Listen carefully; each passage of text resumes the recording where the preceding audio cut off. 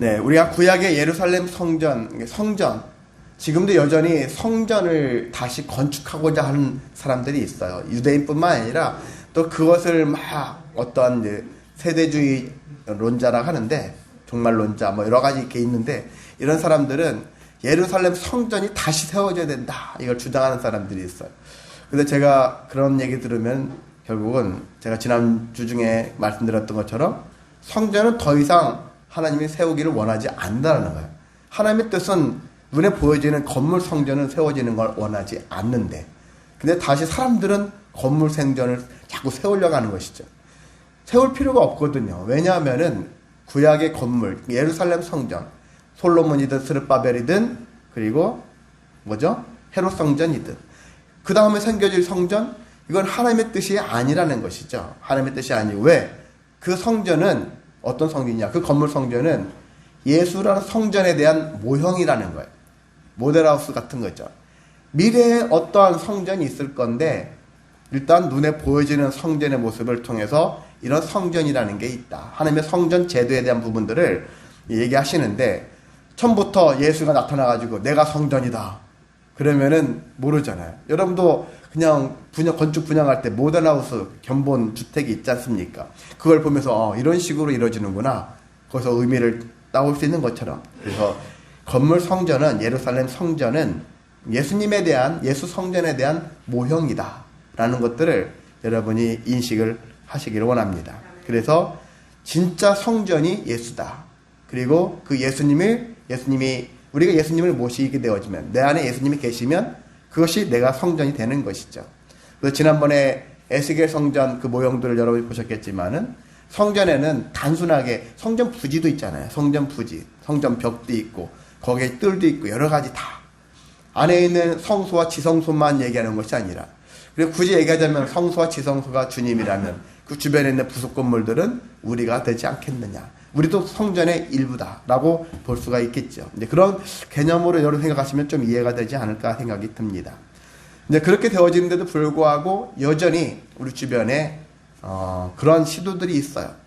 이스라엘 사람들이 한다면 이해를 가, 유대인이 한다면 이해를 가는데, 근데 우리나라 사람들 중에서도 다시 예루살렘 성전을 재건하는 운동을 하려고 하는 사람들이 있어요. 그래서 그런 사람들 보면 답답하다. 왜? 하나님의 뜻을, 왜? 두 가지가 잘못되거든요. 왜냐하면은 왜냐하면은 성전이 되시는 예수님을 모독하는 거거든요. 진짜 성전이 있는데도 불구하고 예수 성전을 너 아니야, 진짜 아니야 하면서 자기들이 이렇게 세워야 이게 진짜지, 이렇게 생각하는 거거든요. 하나님의 뜻을, 하나님을 모독하는 것이고 성전이 되신 예수님을 모독하는 행위들을 서슴없이 지금 하고 있다는 얘기죠. 그리고 또 예수님이 이 땅에 오셔서 십자가로 못 박혀 돌아가셨지 않습니까? 이 십자가 사역을 무용지물로 만드는 거에 지나지 않는다. 한마디로 예수님과 예수님의 하신 일을 헛되게 하는 일이라는 것입니다. 그렇게 하게 되면 결국 뭐가 됩니까? 이단적 사고가 생기는 거예요. 잘못된 일들이 생깁니다. 그 성전에 대한 올바른 이해가 필요한 것이죠. 우리가 그것들이 확립이 안 되면은 엄청난 혼란 속에서 엉터리 방터리 같은 이런 여러 가지 형태의 신앙생활의 모습들이 나올 수밖에 없습니다. 어떤 사람들이 그렇답니다. 한국 교회를 세 가지로 이렇게 표현을 한 사람이 있더라고요. 나와라, 돈 내라, 집 짓자, 이거라는 거예요. 교회 나오라고 어떻게 해서라도 전도를 목적으로 하지만 교회의 숫자를 채우기 위해서 하는 것이 더 크겠죠. 나와! 해가지고 나오라고. 그리고 나온 사람들한테 헌금해! 하는 거죠. 헌금을 왜 하러 합니까? 교회를 짓자. 교회 예배당을, 건물을 짓자. 이런 얘기죠.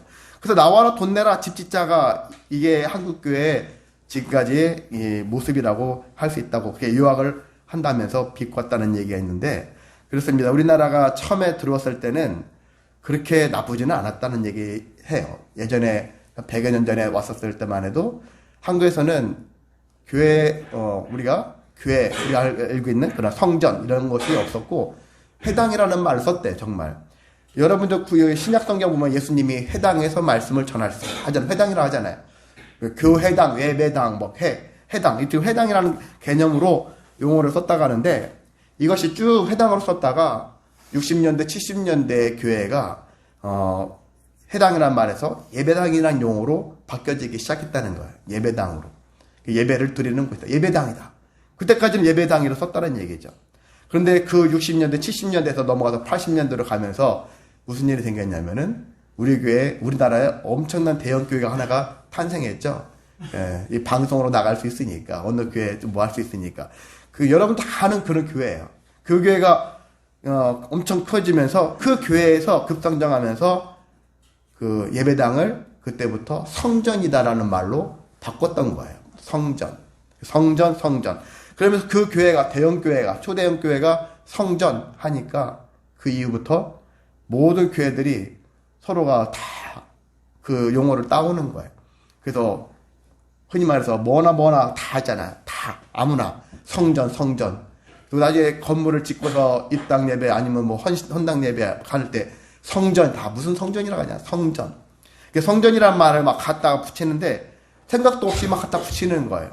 진정한 그런 의미를 알지 못한 상태에서 성전 맞게 붙여놓고 사는데 그건 잘못된 것이라는 것입니다.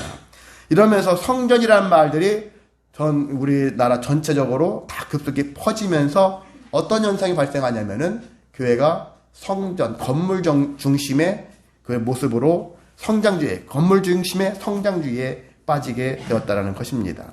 그래서 그 이후에 사람들은 목회자나 교인들이 우리가 할 일은 뭐냐? 교회를 짓는 거다라는 거예요. 그래서 맨날 새 성전을 지어야 된다. 하나님이 기뻐하실 일이다. 이런 식으로 얘기를 하면서 교회 짓는 것들을 최고의 어떤 인생 과제처럼 제일 그것이 중요하다. 이런 것들을 강조하면서 여기까지 흘러왔다라는 것입니다. 근데 돌아보면은 사실 하나님이 그것을 원하실까? 그렇지 않다라는 거죠. 하나님께서는 어떻게 멋지고 화려하고 견고한 그런 데서 예배하는 우리들을 기뻐하시는 것이 아니라 그렇지 못한다 할지라도 때로는 천막 같은데 때로는 아무것도 없는 곳에 지하에서도 드릴 수 있고 상관없어요. 예배 드리고자 하는 그 성도들의 그 모임 자체를 기뻐하시지 어느 장소가 어떤 건물의 형태가 그게 중요한 게 아니라는 것이죠. 물론 우리가 더 좋은 것은 더 힘을 내어서 합심해서 건물을 좋게 사서 아름답게 꾸미는 거 그 자체가 나쁘다라는 건 아니고 우리의 마음의 중심이 어디 있느냐 이거죠. 무엇을 향해서 이 일을 하겠느냐. 이제 그런 관점에도 봤었을 때 하나님께서 원하시는 것과 원하시지 않는 게 있다는 얘기죠. 그래서 우리는 흔히 성전론 그리고 또 교회론 제가 이제 성전 또 교회 같은 거죠. 성전은 개인이라 생각한다면 개개인이 모여서 모임이 되어진다면 그게 교회가 될 수 있으니까 같은 개념이에요.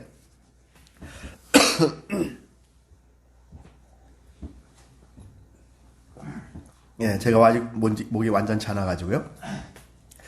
네, 그래서 성전에서 우리는 교회로 한번 생각을 좀 더 확대하는 측면에서 그래서 초대교회, 일곱교회를 통해서 우리가 성전이자 교회로서의 삶을 어떻게 살아갈 것인가를 우리가 좀 더 생각하고 이것을 삶 속에 적용해서 한번 살아보자는 것입니다. 교회 예배당 안에서만 필요한 것이 아니라 삶 전반에 걸쳐가지고 내가 어떤 태도를 가지고서 신앙생활을 해야 될 것인가를 한번 생각해 보는 것이죠.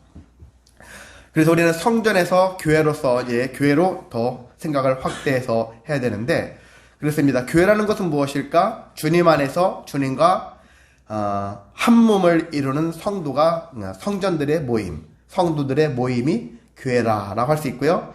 또한 이 교회의 모습은 유기체적인 성격을 띠고 있다. 유기체 많이 들어보셨죠?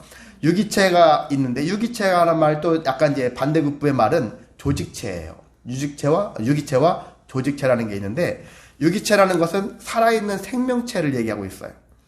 그래서 또 예수님이 몸이라 치면 예수님은 머리가 되시고 우리 모든 성도들은 그 머리 밑에 다 몸의 지체다. 이런 얘기를 하고 있어요.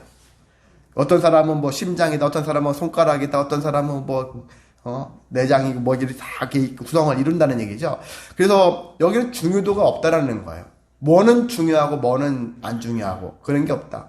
여러분 몸의 입장에서 봤을 때 뭐는 엄청 중요하다. 뭐 뇌가 중요하고 심장이 중요하죠. 물론 그게 중요하죠. 얘가 멈추면 끝나니까. 근데 그런 걸 떠나서 몸에는 중요도의 차이가 없다는 거지. 각각 기능이 자기의 역할을 충실히 하면은 건강한 모습을 유지할 수 있으니까. 그렇지 않습니까? 그래서 서로가 상호 보완적이라는 것이죠.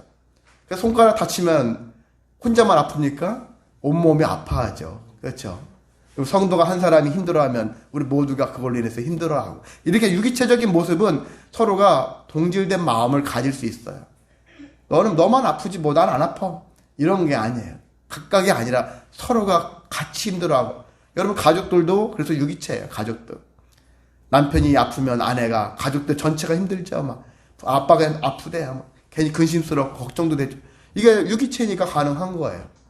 유기체적인 마음들이 오늘날 우리나라가 그런 모습들이 많이 없어진다는 거예요. 예전에 어떤 방송 보니까 흑인이었는데 우리나라 한 7, 8년 정도 살았대요. 근데 그 사람이 나중에 이제 아프리카에서 어떤 사람이 만났는데 그 사람이 우리나라에 좋은 점, 나쁜 점이 있는데 좋은 점은 한글이래. 한글로 모든 대학 박사학위까지 다 마칠 수 있게끔 그럼 하는 언어는 많지 않대요. 영어나 몇 가지밖에 없대. 근데 우리나라 한글로는 대학 박사과정까지도 다 마칠 수 있을 정도로 학문의 그 한글의 업적이 뛰어나다. 그런 얘기하면서 아쉬운 점은 마을 문화가 사라지고 있다. 뭐 그런 얘기 하더라고요. 그래서 결혼을 하면은 옛날에는 마을에서 막 같이 함께 막 힘써주고 그 친척들이 돈을 모아가지고 집장만 해주든지 뭘 해주든지 같이 시작할 때 함께 밀어주는데 현대에 와가지고는 개인들이 부모님이 힘써야 되고 개인 두 사람이 자녀를 낳으면 두 사람이 막 애를 키워야 되고 옛날에는 마을에서 막 같이 키워준다네. 가족 공동체 많지 않습니까? 공동체에서 막 키워주는데 지금은 한두 사람만이 그걸 해야 되니까 갈수록 힘이 들다. 그러니까 결혼을 안 하려고 애를 안 낳으려고 그런다는 얘기죠. 그러면서 계속 시대적으로 이렇게 보면은 또 한 가지 얘기하면 어떤 이제 미국의 유명한 교수가 있는데 그 교수가 그런 얘기해요. 우리나라가 세계를 선도하는 나라가 되어야 된다. 왜냐하면 자기가 수십 개국을 가봤지만은 미국을 포함해서 모든 나라들이 다 이기적이라는 거예요. 그래서 자기밖에 모른다는 얘기입니다.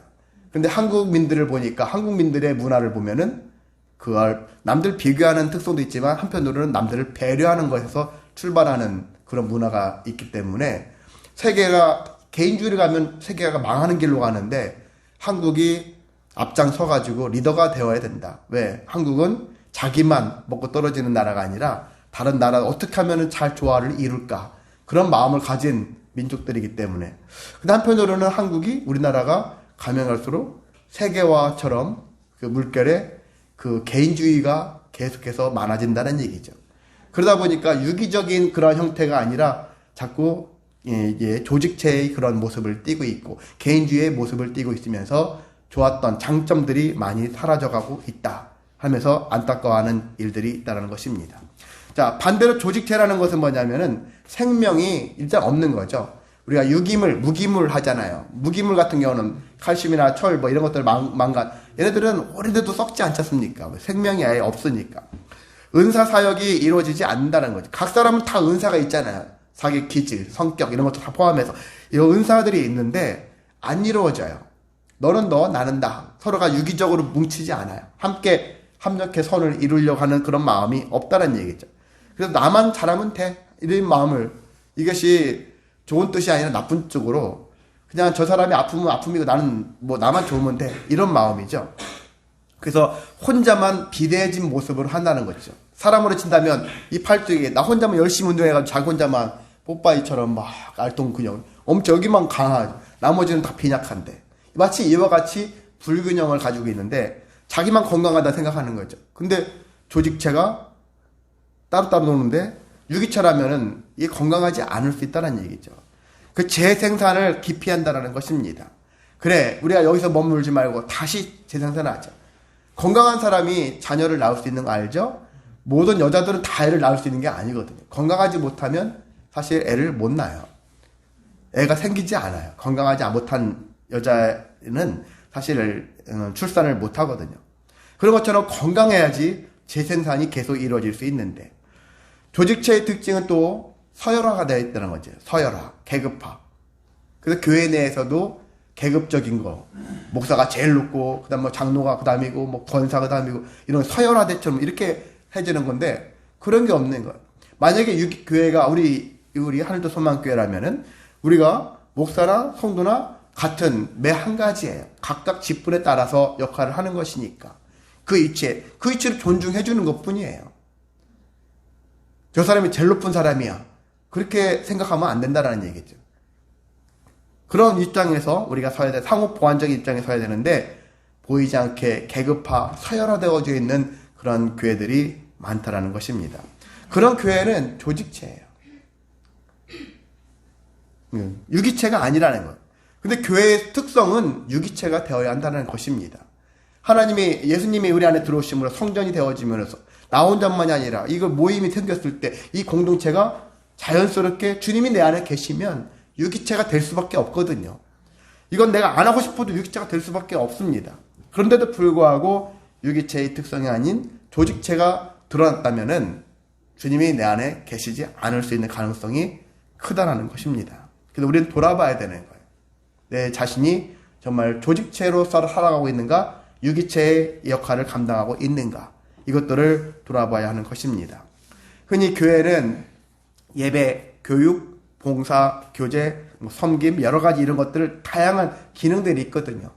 조직체로도 할 수도 있겠지만은 유기체로 했었을 때 말이 없고 탈이 없어요. 서로가.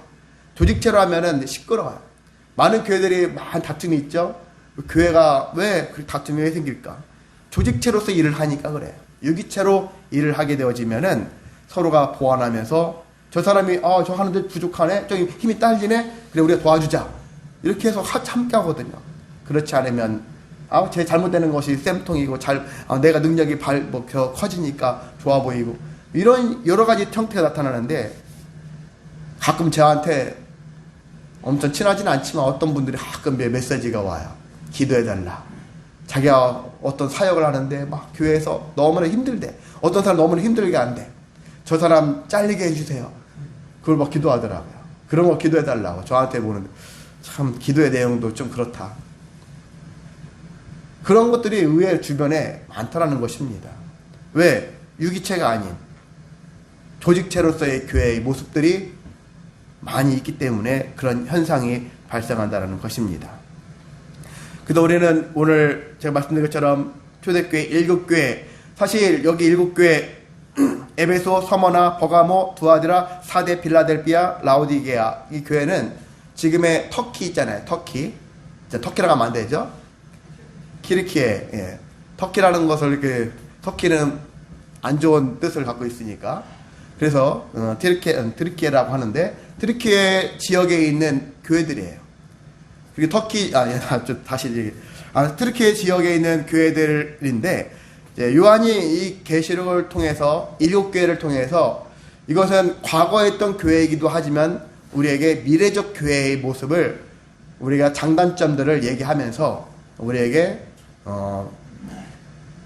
전체 온 인류의 모든 교회들이 이것을 통해서 우리 교회는 어떤 교회일까 한번 돌아보고, 우리가 이걸 개선할 수 있는, 어떻게 개선을 해야 될 것인가, 무엇을 향해 나가야 될 것인가, 더 건강한 교회가 되기 위해서는 어떻게 해야 될 것인가, 이것들을 돌아볼 수 있는 기회로 삼고자 이 말씀이 기록되었습니다. 그래서 우리는 이 7교회는 단순하게 7교회가 아니라 이 세상에 있는 모든 교회들이 겪고 있잖아요. 교회들 다 문제가 있거든요. 사실 있습니다. 크고 작은 문제들이 있거든요. 그 문제들 앞에서 교회들이 그것들을 하나에게 샘플로 보여주면서 우리는 어떤 교회일까? 그래도 건강한 교회가 되려면 어떻게 될 것인가? 사실 이 7교회 중에는 칭찬만 받은 교회도 있고요. 책망만 받은 교회도 있고, 칭찬과 책망을 동시에 받은 교회도 있습니다. 오늘 첫 번째 예배에서 교회는 후자죠. 칭찬도 받았지만 책망도 들었던 교회. 자, 그래서 우리는 이 예배소 교회를 통해서 건강한 교회가 되려면 어떤 교회가 되어야 될까를 돌아보기를 원합니다. 네, 먼저 칭찬드렸던 것을 중심한다면은 사실 이제 첫 번째가 선교의 요충지가 되는 교회가 되자는 것입니다. 에베소는 사실 그 지역적으로 상업적으로 제일 부유한 곳이었고요. 정치적으로 봐도 사실 수도는 아니었어요. 수도는 어디였냐면은 버가모가 수도였었는데 버가모보다 에베소가 실질적으로 정치, 경제, 사회, 문화적으로 더 왕성한 활동 중심지였어요. 자, 그리고 지리적으로 봤을 때는 아시아와 유럽을 잇는 그러한 지역이죠. 거기를 사람들이 지나갈 때 꼭 이 지역을 지나가야 했다는 것입니다. 자, 그런 여러 가지 요충지가 되어질 수 있는 부분이었는데, 그래서 바울도 이곳에다 교회를 지었죠. 지었고 3차 전도 여행 때 이곳에 브리스길라와 아굴라 아시죠? 그래서 이 사람들이 이곳에서 맡아가지고 개척을 해서 한 3년 정도 동안 개척을 했고, 그 이후에는 바울이 거기서 두란노 서원을 세웠어요. 두란노 서원이라는 책 아시죠? 온누리교회에서 두란노 서원 그렇게 운영을 하지 않습니까? 그리고 두란노 서원을 세워서 제자들을 양성하는 곳이었어요. 책을 만들어내는 곳이 아니라 제자들을 양성하기 위해서 두란노 서원을 세웠다는 것입니다. 전문적으로 제자라는 얘기는 이제 말씀을 전할 자들, 목회자를 양성했다 이렇게 생각하시면 될 것 같아요. 그리고 그 이후로 이제 디모데가 와서 여기서 목회를 하면서 초대 감독이 되었고, 그 이후에도 요한복음을 쓴 요한 와서 감독이 이어서 되었습니다. 자, 이 에베소 교회, 그래서 여기 믿는 자들이 이 에베소를 통해서 장점도 있고 단점도 여러 가지가 있지만 이 요충지에서 우리가 이것들을 잘 사역을 감당하자 해서 열심히 사역을 했고, 그래서 예루살렘과 안디옥에 이어서 기독교 선교의 중심지가 되었다라는 것입니다. 그런 것처럼 저와 여러분도 그렇습니다. 개인적으로 보면은 나 자신이잖아요. 나 자신이 성전이자 교회로서 요충지가 되어야 되는 거예요. 가정에서도 여러분이 중심이 되라는 이야기입니다.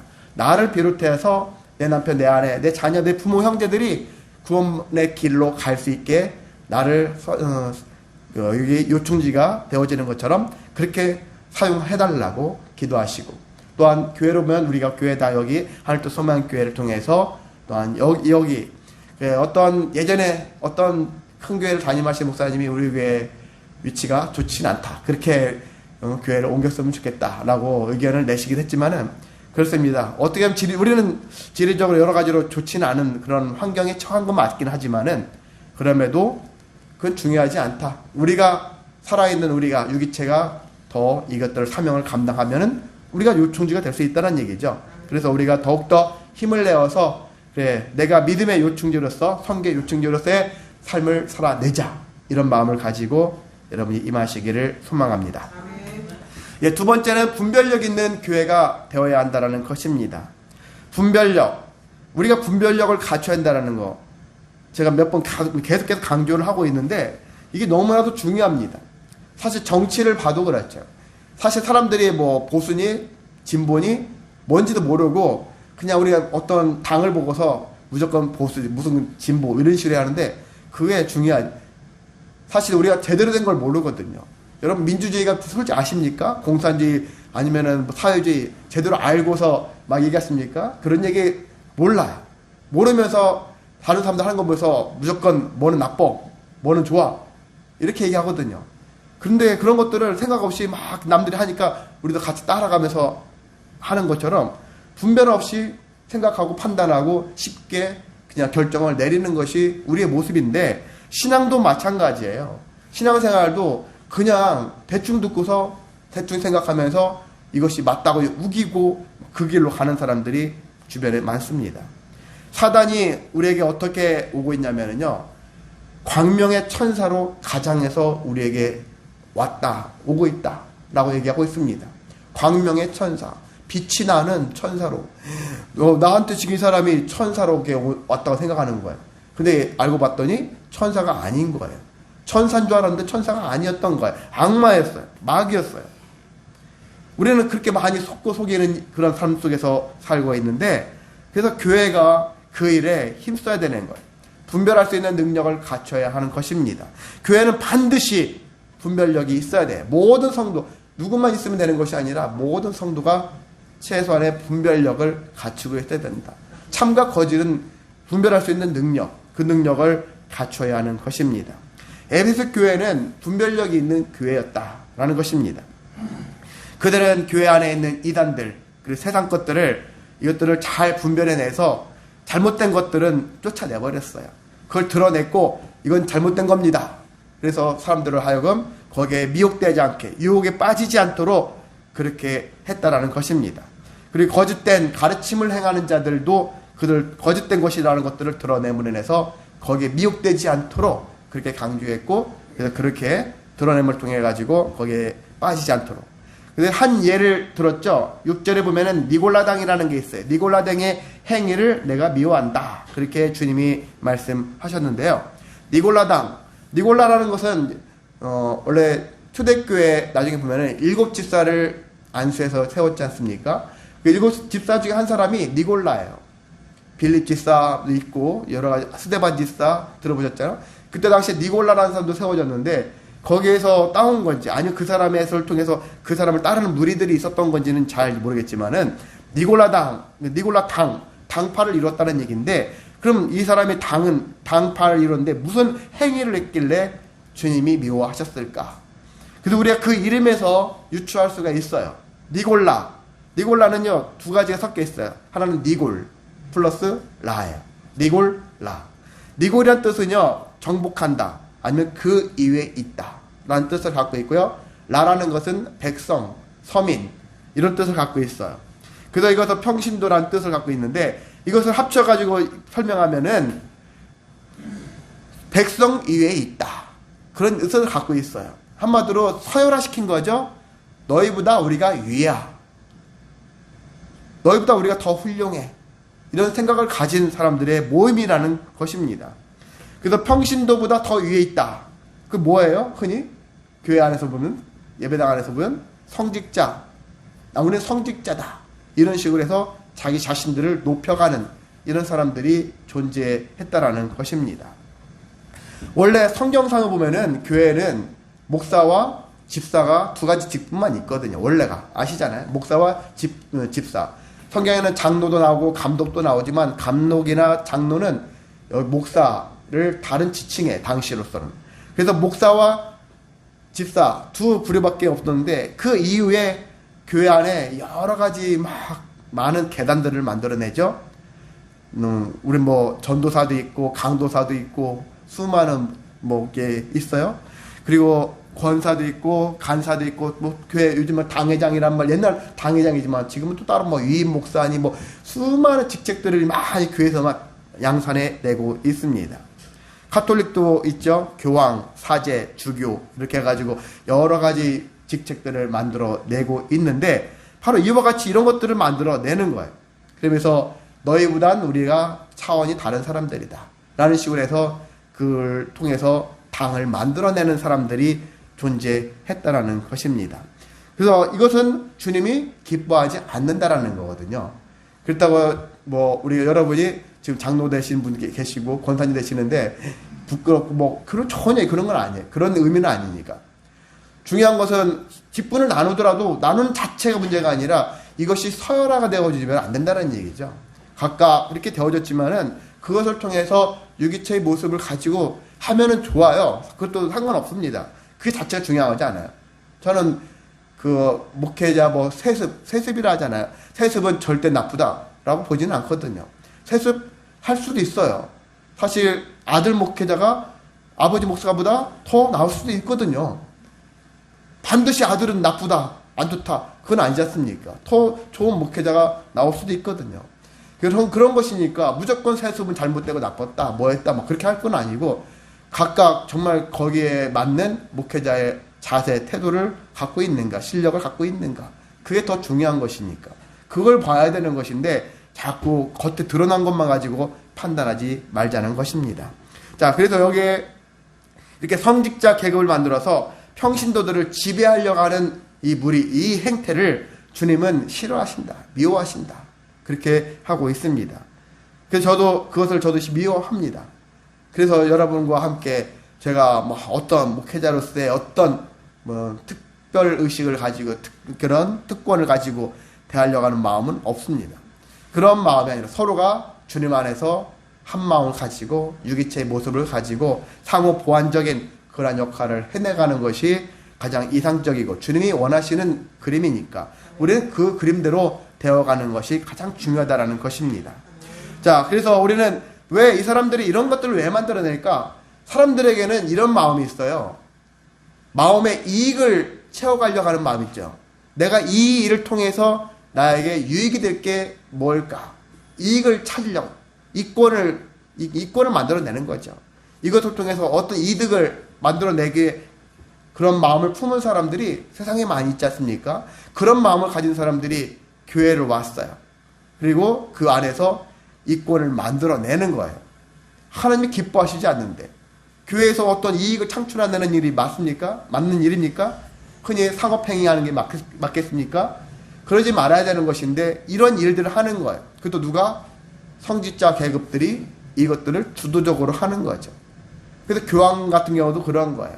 가톨릭 같은 경우도 노골적으로 하는 거고 사실 우리나라도 교회도 마찬가지고 이런 부분들이 우리 주변에 많이 있는데 그래서 이익을 탐하는 일들을 하지 않도록 해야 하는 것입니다. 그것보다는 더 분별력을 가져서 진리를 탐해야 되겠죠. 진리를 탐해야 되는 거죠. 이익을 탐하는 것이 아니라 진리를 탐하고 그래서 분별력을 키워서 참과 거짓을 알고 그래서 진리의 말씀대로 살아가는 삶 이것이 무엇보다 필요한데 에베소 교회가 그것을 잘 했다라는 것입니다. 그래서 저와 여러분도 그렇게 되어주시기를 원합니다. 그래서 항상 한쪽만 보면 안 되는 거예요.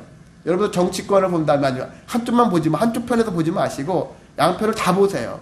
내가 그 속에 속해서 그쪽 한편에서 막 보려고 하지 마시고 양편의 것들을 똑같이 한번 객관적일 수는 힘들겠지만 그래도 양편을 다 보려고 하는 것처럼 그 교회에서 마찬가지예요. 신앙도 마찬가지입니다. 양쪽을 다 봐야 되는 거예요. 흔히 말해서 한쪽 사람만 말 들으면은 이 사람 말이 맞는 것 같은데 이 사람 얘기 들으면 또 이 사람 말이 맞는 것 같아. 그럼 뭐지? 하잖아요. 우리가 그런 것처럼 저와 여러분이 양편의 말을 다 들어보아서 그것을 분별해낼 수 있는 능력을 키워야 되는 것처럼 신앙생활도 그것이 반드시 필요합니다. 그것이 부족하니까 요즘 신앙생활이 되게 이상하게 흘러가. 우리나라 전체적으로 이상한 흐름으로 가는 경우가 많이 있습니다. 그래서 저와 여러분이 더욱더 말씀을 통해서 온전한 분별의 능력을 가지어서 좌우에 휘둘리지 않도록 그렇게 살아가시기를 소망합니다. 자, 세 번째로 에베소 교회는요. 성경에 보면 이런 표현이 있죠. 수고하고 인내하는 교회가 되었다라는 거예요. 수고하고 인내하는. 왜 그랬습니까? 그 교회 에베소라는 지역은 문화적으로도 경제적으로 왕성했었죠. 그런데 여기에는 우상을 섬기는 곳이었어요. 아데미라는 여신이 있는데 그 여신상 앞에서 우상을 섬기고 거기서 또한 공적으로 이렇게 성적으로도 문란한 그런 지역이 있다는 얘기죠. 이런 수많은 곳에서 사실 신앙생활 한다는 건 어려워요. 내 주변이 온통 불법 천지예요. 근데 이것을 근데 불법을 저지르지 않고 나를 거룩하게 성결하게 그 사수하면서 신앙생활을 한다는 건 어렵지 않습니까? 수많은 유혹들이 있어요. 나를 압박하는 자들이 있습니다. 그런데도 불구하고 에베소 교인들은 어떻게 했느냐? 주님을 위하여 라고 하고 있죠. 주님을 위하여.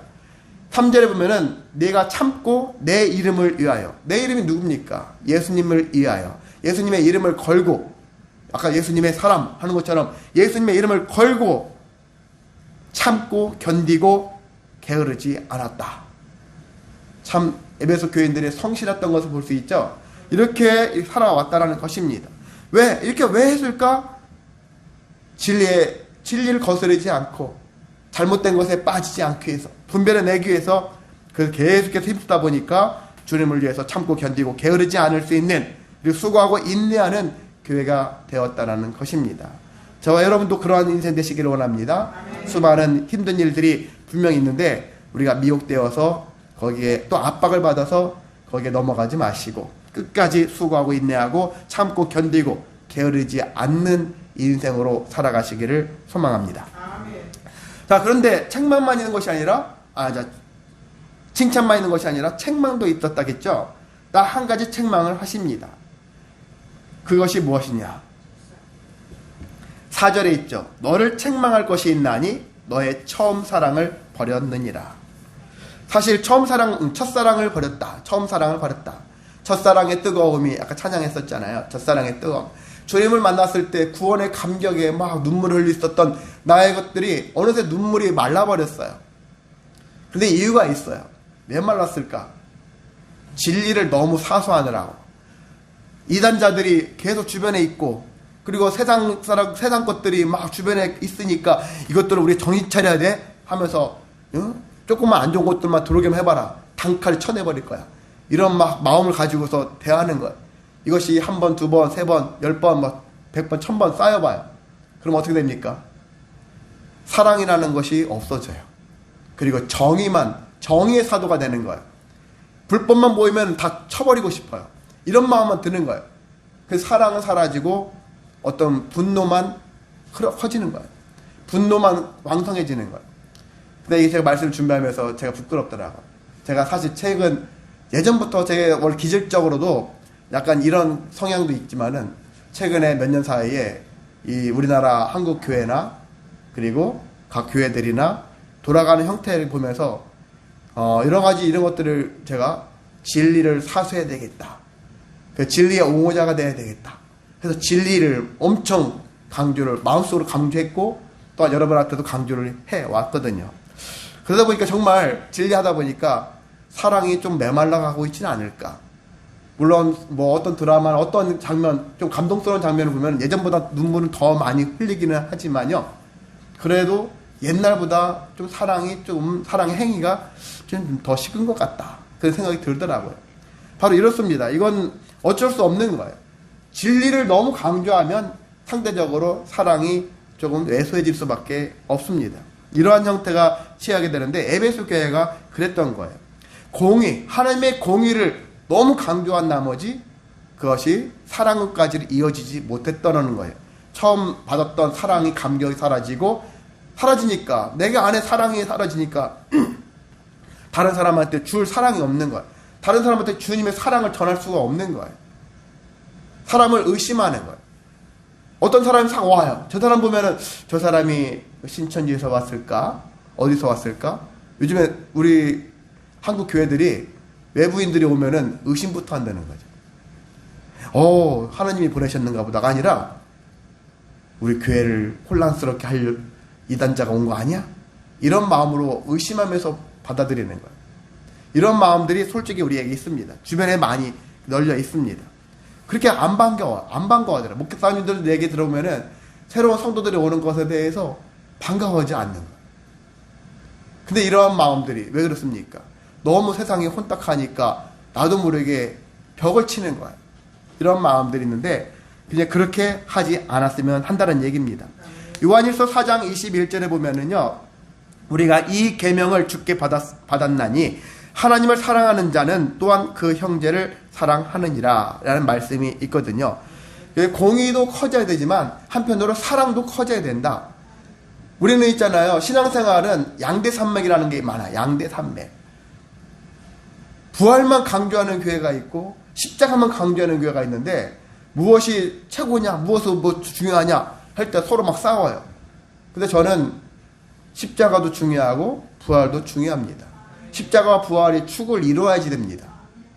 어느 한 가지만 강조하게 되어지면 문제가 있고요. 이단 시비가 있어요. 두 가지가 딱 축을 이루어야 되는 거예요.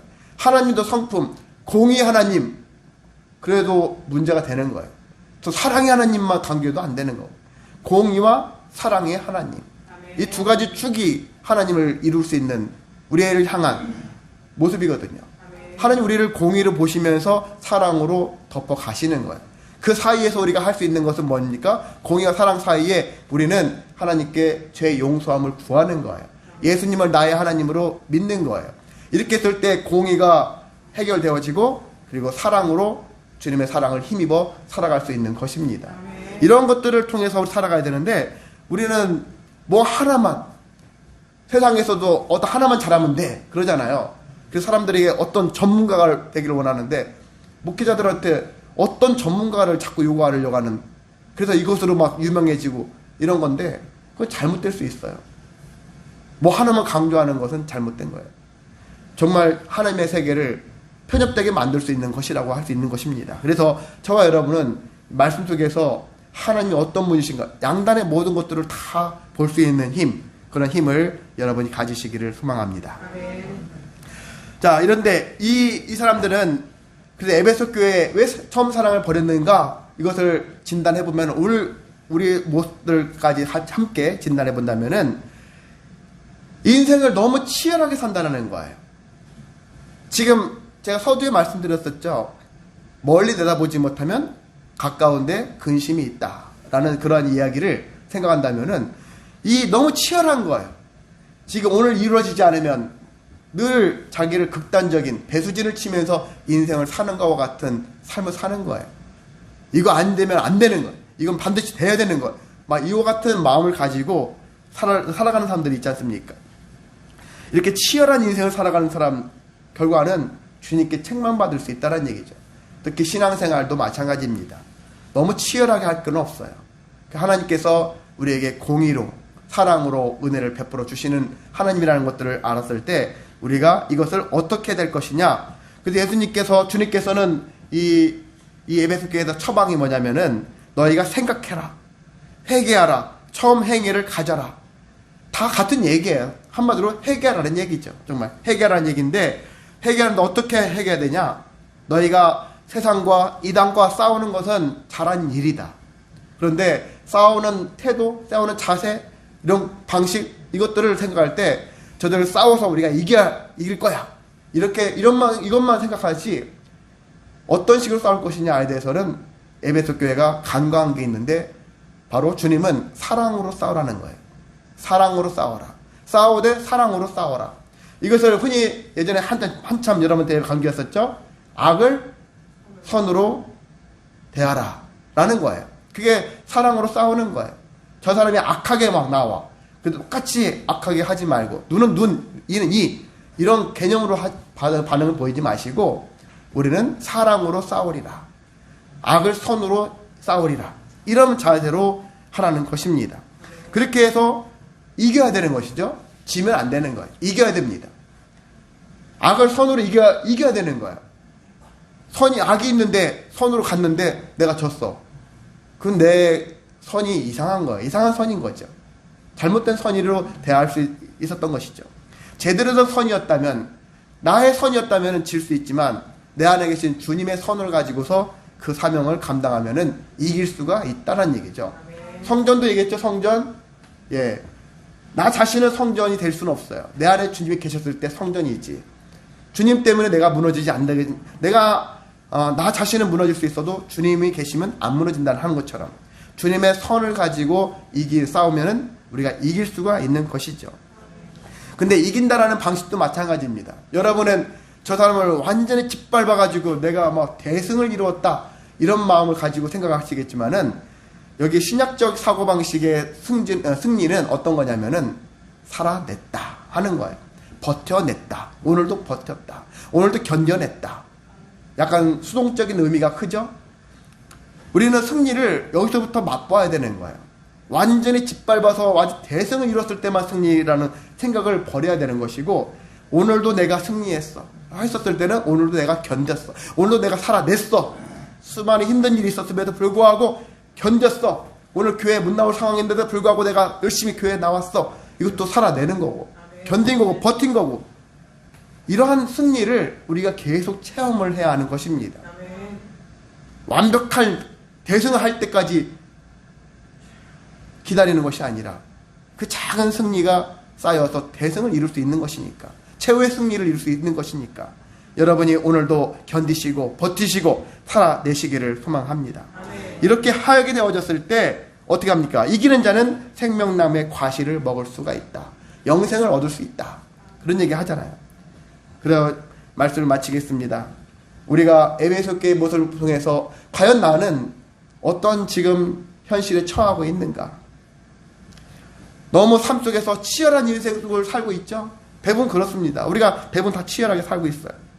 멀리 내다보지 못하고 주님을 바라보지 못하고 오늘 하는 일에만 너무 급급한 나머지 놓치는 게 많고 잃어버린 것들이 참 많죠. 더 소중하고 중요한 것들이 가까이 있고 내 안에 있는데 그것부터 다시 챙기시기를 소망합니다. 아멘. 그 성령이 말씀하셨을 때 그 말씀에 우리가 준행하고 따랐을 때 우리가 더 건강한 교회가 될 수 있고 건강한 성전으로서 그래서 살아갈 때 가정이 부흥되고 직장과 사업장에 형통하고 교회가 하나님의 은혜 가운데 더 풍성히 은혜가 넘치게 될 줄을 믿습니다. 그런 삶을 이 한 달 동안 풍성히 살아내는 저와 여러분 되시기를 주님의 이름으로 소망하고 축복합니다.